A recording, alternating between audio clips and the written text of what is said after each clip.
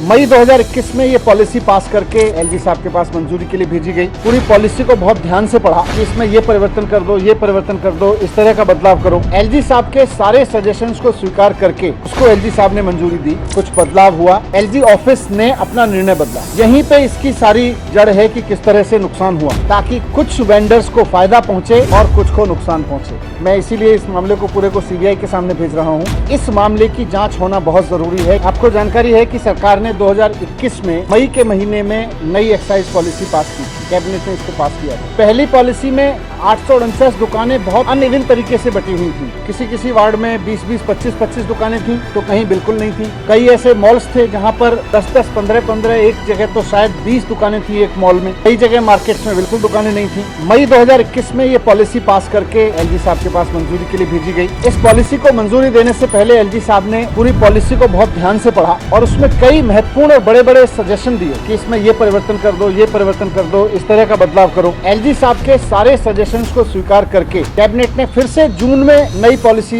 LG साहब के पास भेजी और इस तरह से फिर उसको एलजी साहब ने मंजूरी दी। लेकिन जब दुकानें खुलने की फाइल एलजी साहब के पास पहुंची तो वहां पर एलजी ऑफिस में कुछ बदलाव हुआ। एलजी ऑफिस ने अपना निर्णय बदला। यहीं पे इसकी सारी जड़ है कि किस तरह से नुकसान हुआ। 17 नवंबर से दुकानें खुलनी थी, इंक्लूडिंग अनऑथराइज्ड एरियाज। तो एलजी साहब ने उस समय 15 नवंबर को, यानी ठीक 2 दिन पहले, एक नई शर्त लगा दी। एलजी साहब को भी पता था कि ये मंजूरी डीडीए और एमसीडी से नहीं ली जाएगी, बल्कि राज्यपाल, उपराज्यपाल महोदय के ऑफिस से होनी है, हमेशा की तरह से जैसे पहले होता रहा था। पुरानी पॉलिसी के तहत जहां पे दुकानें खुल रही थी वहां भी नहीं खुल पाई और इसकी वजह से सरकार को हजारों करोड़ रुपए का नुकसान हुआ। नई एक्साइज पॉलिसी जो सरकार ने बनाई थी उससे सरकार को बहुत फायदा होने वाला था, लेकिन उसके उलट सरकार को के राजस्व को नुकसान पहुंचा, हजारों करोड़ रुपए का नुकसान पहुंचा, क्योंकि एलजी साहब ने अपना निर्णय बदला, बिना कैबिनेट से डिस्कस किए बदला। सबसे इंपॉर्टेंट चीज ये है समझने वाली कि जब एलजी साहब ने ये बिना कैबिनेट से डिस्कस किए, बिना सरकार से डिस्कस किए अपना निर्णय बदला और पहले से मंजूर, अपने से मंजूर पॉलिसी को अपने ही लेवल पे बदलने की कोशिश की, और जब दुकानें नहीं खुल पाई तो कुछ लोगों की तो दुकानें नहीं खुल पाई, लेकिन कुछ की खुल गई। जिन लोगों की दुकानें खुली उनको करोड़ों रुपए का फायदा हुआ, हजारों करोड़ रुपए का फायदा हुआ। जिन लोगों को